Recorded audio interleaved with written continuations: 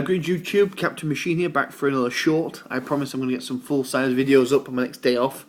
I'm going to actually film a few of them and then release them slowed over the Christmas period. So if anyone's got any suggestions of what they actually want me to talk about or what they want me to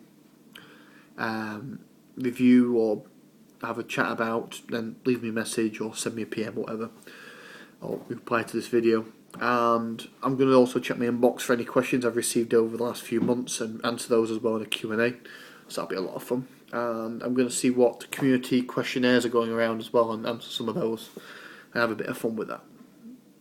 So I thought I would have a bit of an update on a video I did a little while ago, which was about miniatures and terrain and such and so forth.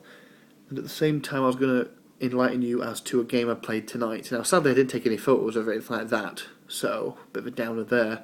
Stupid on my part, I know, but I thought I'd let you know about it anyway.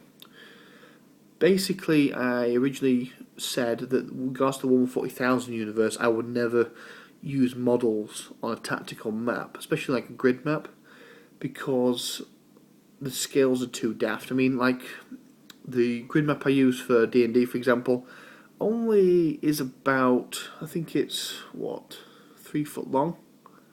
A couple of feet wide. It's not that big in the grand scheme of things. So if you're using it for 40k, you would find that pistols, for example, would have been short range for most of the fight, and rifles definitely being short range, verging on point blank range for most of the fight. So it won't be any good. But today we got the full wargaming ensembler out, 8x4 Realm of Battle board from Games Workshop. And we covered it in Orky terrain, and they were retrieving an artifact from an Orky village, which is something they've been hunting down for quite some time. We're playing Black Crusade at the moment, and they're all Night Lords, which I'm quite enjoying. I haven't actually got around to reading Night Lords material yet, although I did listen to the audio novel, so I've got a rough idea how they operate. But the novel's really hard to find, so I'm going to have to wait till someone reads it and then borrows it to me. I say a lot as well, don't I? I do apologise, guys. I'm trying to control it as best I can. So we played it using the miniatures rules, which is 1 metre equals 1 inch. And I was a little bit taken aback by how fast the Rhino was going, because the group have a Rhino. But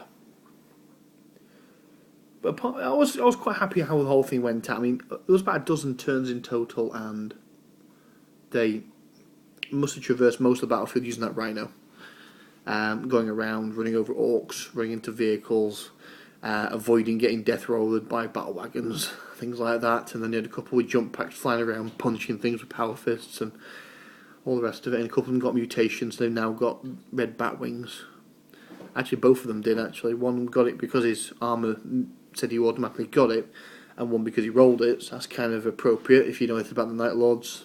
If you don't, but if you care, I'll leave a wiki link.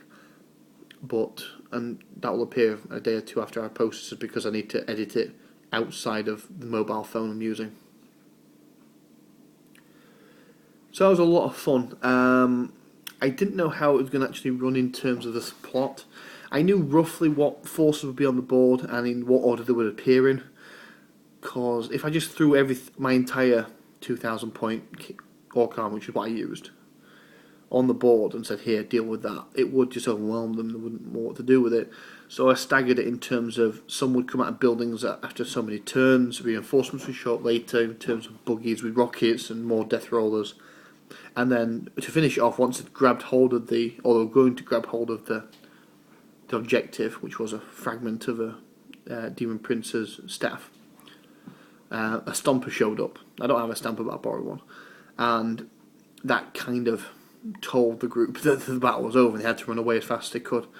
And they limped off the battlefield in some cases. They didn't kill them, but they limped off the battlefield. Some of them had 0 wounds and a few critical damage to take away with them and have some scars to talk about. And I had a co-GM, which is one of my players from Pathfinder. And he actually asked me halfway through, he says, is your intention here to kill some of these player characters? Because there's a lot of damage being thrown around. And I went, no, my intention is not to kill them, but if they do die due to chance, because everything's been open rolled, then I'm not going to block it. But my intention really is to make them feel like badasses. because if you're playing as Space Marines, even if Chaos Space Marines, which is what they are, you should feel like you can take on the world. And I think my friend Mark put it best. He actually described them as being moving Marines, which basically means that in the 40k tabletop game, a group of, how many is there? Six guys? 7 guys. A group of 7 guys in a Rhino cannot take on an entire army at all. But in terms of the fluff, the movies, and everything else outside of the tabletop game, yes, you can. So basically, it was a case of the few versus the many, and everyone walked away from the game quite happy with not only how powerful they felt, but the fact that they achieved the goal. And it was a very entertaining game to look at because everything was painted and assembled.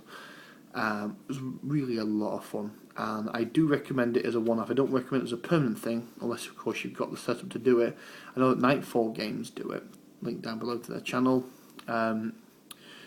And they do these and they post logs of them, which is why I should have took pictures, really.